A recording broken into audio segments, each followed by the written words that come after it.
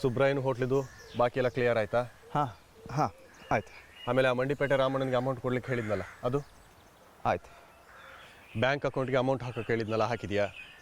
ಹಾಂ ದಿನಗಳೇ. ಭುವನ್, ನಿನ್ನ ತಲೆ ಎಲ್ಲಿದೆ?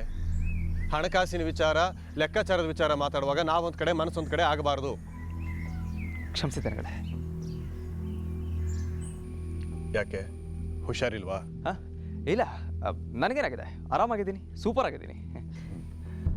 ತಿಂಡಿ ತಿಂದಿಯಾ? ತಿಂಡಿ? ಹಾಂ ಹಾಂ, ನನ್ನ ತಿಂಡಿ ಕಾಫಿ ಎಲ್ಲ ಆಯಿತು.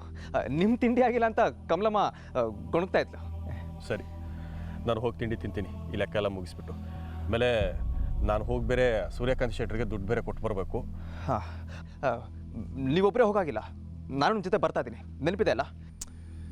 ಇದೊಳ್ಳೆ ಕತೆ ಆಯ್ತಲ್ಲ ಭುವನ್ ನಿಂದು. ಅಲ್ಲ ಕಣ, ಸಾವು ಬಂದೇ ಬರುತ್ತೆ ಅನ್ನುವಾಗ ನಾವು ಕೋಟೆ ಕಟ್ಟಿ ತಡೆಯೋಕ್ಕಾಗುತ್ತೇನೋ?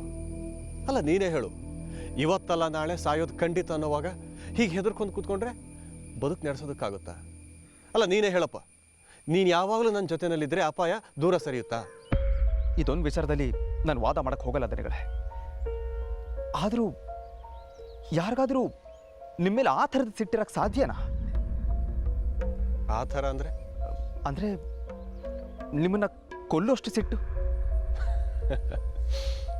ಯಾಕಿರಬಾರ್ದು ಭುವನ್?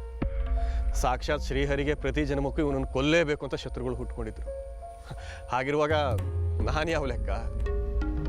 ನನ್ನ ಪಾಲಿಗೆ ಆ ಎಲ್ಲ ದೇವರುಗಳಿಗಿಂತ ಒಂದು ಮೆಟ್ಲು ಮೇಲಿದ್ದೀರಿ ನೀವು. ನಿಮ್ಮನ್ನು ಕೊಲ್ಲಕ್ಕೆ ಮನಸ್ಸಾದ್ರೂ ಹೇಗೆ ಬರುತ್ತೆ ದಿನಗಳೇ?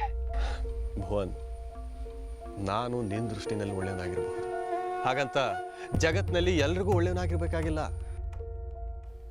ಆಮೇಲೆ ಈ ಒಳ್ಳೆಯದು ಕೆಟ್ಟದ್ದು ಅನ್ನೋದೆಲ್ಲ ಆಯಾ ಸಂದರ್ಭಕ್ಕೆ ತಕ್ಕಂಥ ಪದಗಳು. ಒಬ್ಬ ಮನುಷ್ಯ ಎಲ್ರಿಗೂ ಕೆಟ್ಟವನಾಗಿರೋಕ್ಕೆ ಸಾಧ್ಯ ಇಲ್ಲ, ಹಾಗೆ ಎಲ್ರಿಗೂ ಒಳ್ಳೆಯವನಾಗಿರೋದಕ್ಕೂ ಸಾಧ್ಯ ಇಲ್ಲ. ಇಲ್ಲಿ ತನಕ ಕೆಟ್ಟದ್ದನ್ನೇ ಮಾಡದಿರೋನು ಮುಂದೆ ಕೆಟ್ಟದನ್ನು ಮಾಡಬಹುದು, ಇಲ್ಲಿ ತನಕ ಒಳ್ಳೆಯದನ್ನೇ ಮಾಡದೇ ಇರೋನು ಮುಂದಕ್ಕೆ ಒಳ್ಳೆಯದನ್ನು ಮಾಡಬಹುದು. ಆಮೇಲೆ ಇನ್ನೂ ಒಂಥರ ಇದೆ, ನಾವಿವತ್ತು ಮಾಡಿದ ಯಾವುದೋ ಒಂದು ಒಳ್ಳೆಯ ಕೆಲಸ ನಾಳೆ ಅದು ಕೆಟ್ಟ ಪರಿಣಾಮ ಬೀರಬಹುದು. ಅದೇ ರೀತಿ ನಾವಿವತ್ತು ಮಾಡಿದ ಯಾವುದೋ ಒಂದು ಕೆಟ್ಟ ನಿರ್ಧಾರ ನಾಳೆ ಎಲ್ರಿಗೂ ವರಾಗಿ ಪರಿಣಮಿಸಬಹುದು. ಹೀಗೆ ಒಳ್ಳೆಯದು ಕೆಟ್ಟದ್ದು, ಪ್ರೀತಿ, ರಾಗ, ದ್ವೇಷ, ಈ ಗುಣಗಳಿಗೆಲ್ಲ ವ್ಯಾಖ್ಯಾನ ಇಲ್ಲ.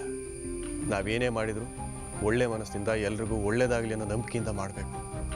ಪ್ರತಿಫಲನ ಭವಿಷ್ಯಕ್ಕೆ ಬಿಡಬೇಕು ಅಷ್ಟೇ. ಧನಗಳೇ, ತುಂಬ ಕೊರೆದ್ಬಿಟ್ಟೆ ಅಂತ ಅನ್ನಿಸ್ತಾ ಇದೆಯಾ? ನಿನ್ನ ವಯಸ್ಸಿನಲ್ಲಿ ನಾನಿದ್ದಾಗ ಯಾರಾದರೂ ಹೀಗೆ ಗಂಟೆಗಟ್ಟಲೆ ಕೊರೆದಿದ್ರೆ ಹೇಗೆ ರಿಯಾಕ್ಟ್ ಮಾಡ್ತಿದ್ನೋ ಗೊತ್ತಿಲ್ಲ ನನಗೆ. ಆದರೆ ನಾನು ಹೇಳಿದ ಮಾತುಗಳನ್ನ ತುಂಬ ಗೌರವದಿಂದ ಕೇಳಿದೆ. ನಿನಗೆ ಬೇಗನೆ ನಿನ್ನ ವಯಸ್ಸಿಗೆ ಮೀರಿದ ಪ್ರಬುದ್ಧತೆ ಬರುತ್ತೆ. ಹಾಂ, ನನ್ನನ್ನು ಕೊಲ್ಲೋ ಅಷ್ಟು ಕೋಪ ಯಾರಿಗಾದರೂ ಇದೆಯಾ ಅಂತ ಕೇಳ್ತಾ ಇದ್ದೆ ಅಲ್ವಾ?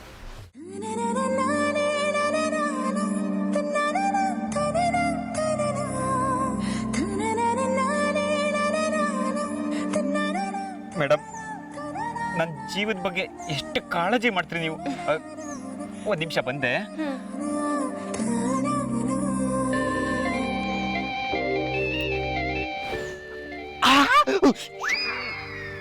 ಮರೆಯ ನಿಜವೇ ಇದು?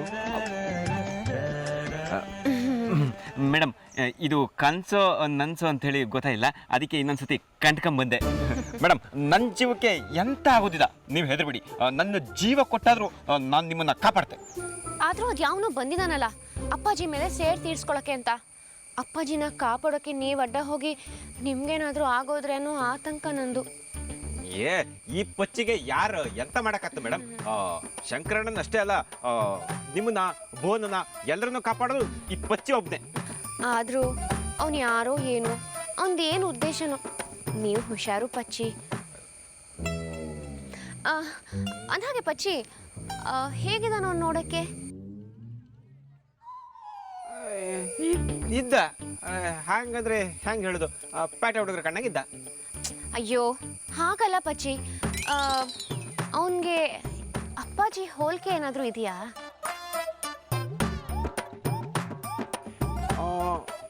ಒಂದೊಂದು ಸತಿ ಶಂಕರಣ್ಣನ ಕಣ್ಣಂಗೆ ಆತ. ಕಣ್ಣು ಮೂಗು ಬಾಯಿ ಎಲ್ಲ ಹಾಗೆ ಆ ಮಾತಿನಲ್ಲಿ ಆ ಗತ್ತು ಅದು ಸ್ವಲ್ಪ ಶಂಕರಣ್ಣನ ಕಡೆಗೆ ಇತ್ತು. ಅಯ್ಯೋ ಪಚ್ಚಿ, ಅವನು ನಿಮ್ಮೆಲ್ಲರಿಗೂ ನಾನು ಶಂಕರಣ್ಣನ ಮಗ ಅಂತ ಹೇಳ್ಕೊಂಡ್ಬಿಟ್ಟಿದ್ದಾನೆ. ಅದಕ್ಕೆ ನಿಮ್ಗೆ ಹಂಗೆ ಅನ್ನಿಸ್ತಾ ಇದೆ. ಅದನ್ನೆಲ್ಲ ಹೊರತುಪಡಿಸಿ ಹೇಳಿ. ಸಮ್ಮ ಹೇಳಿದ್ರಿ ಕಣಿ, ಅದಕ್ಕೆ ನೀವು ಟೀಚರ್ ಆಗಿರೋದು, ಅದಕ್ಕೆ ನೀವು ಅಂದರೆ ನಂಗೆ ಇಷ್ಟ.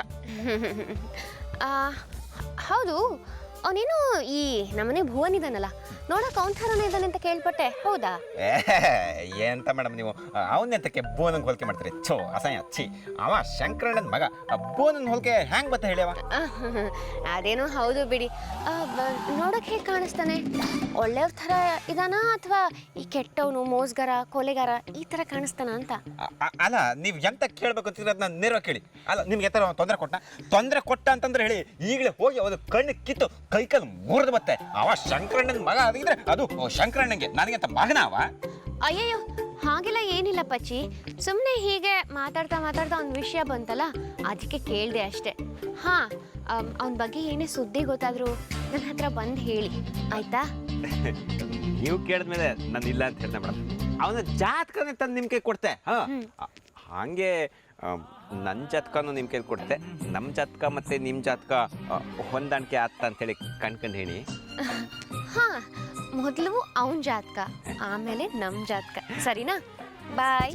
ಹೃದಯದಲ್ಲಿ ಇದೇನಿದು ನದಿಯೊಂದು ಓಡಿದೆ, ಹೃದಯದಲ್ಲಿ ಇದೇನಿದು ನದಿಯೊಂದು ಓಡಿದೆ, ಕಲಕಲನ ಕಲರವ ಕೇಳಿ ಹೊಸ ಬಯಕೆ ಹೂವರಳಿ, ಜೊತೆಯಲ್ಲಿ ಪ್ರೇಮ ಗೀತೆ ಹಾಡುವ ಸೈದ, ಹೃದಯದಲ್ಲಿ ಇದೇನಿದು ನದಿಯೊಂದು ಓಡಿದೆ. ಅಲ್ಲ, ಈ ಶ್ರದ್ಧಾ ಮೇಡಮು ಅವನ ವಿಷಯ ತಿಳ್ಕೊಳಕ್ಕಂತ ಹೇಳಿ ನನ್ನ ಹತ್ರಕ್ಕೆ ಬಂದಿದ್ದ. ನನಗೆ ಗೊತ್ತಾಗಬಾರ್ದು ಅಂತ ಈ ನಮಗೆ ನೈಸ್ ಮಾಡಿ ಮಾತಾಡಿದ್ದ. ಛೇ, ಶ್ರದ್ಧಾ ಮೇಡವ್ರು ಅಂಥವ್ರು ಅಲ್ದ ಮಾರಾಯ ಬಚ್ಚಿ. ಎಂತ ಅವರು ಅಂದರೆ ಒಂಥರ ಈ ಯಾ ನಮೂನಿ ಅಂದರೆ ಮಳೆಯ ಶುದ್ಧ ಜಲ ಇದ್ದಂಗೆ ಅವರು.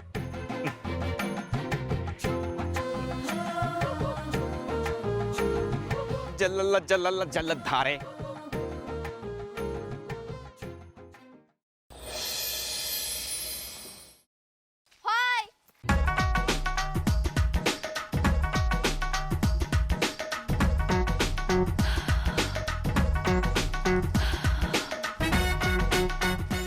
ಎಲ್ಲೋರು ಇವರು?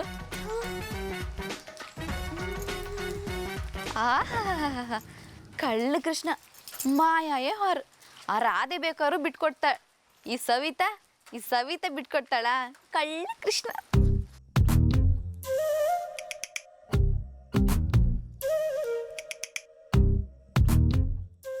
ಬಾಯ್, ಆಗ ನಿಮ್ಮನ್ ಕರೆದಾನೆ ಮಾರ್ರೆ.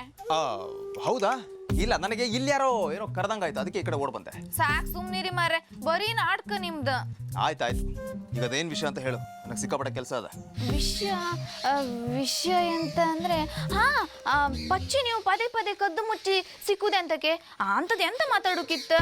ಅಲ್ಲ, ನಾನು ಕಣ್ ತಪ್ಪಿಸಿ ಕದ್ದು ಮುಚ್ಚಿ ಹಿಂಗೆ ಮಾತಾಡ್ತಿರಲ್ಲ, ಎಂತ ಇತ್ತು?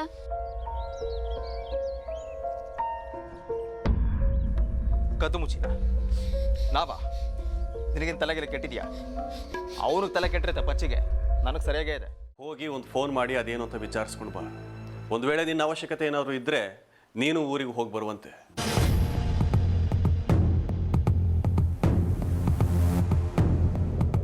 ಹೋಗೋ, ಈಗಲೇ ಫೋನ್ ಮಾಡ್ಬಾ.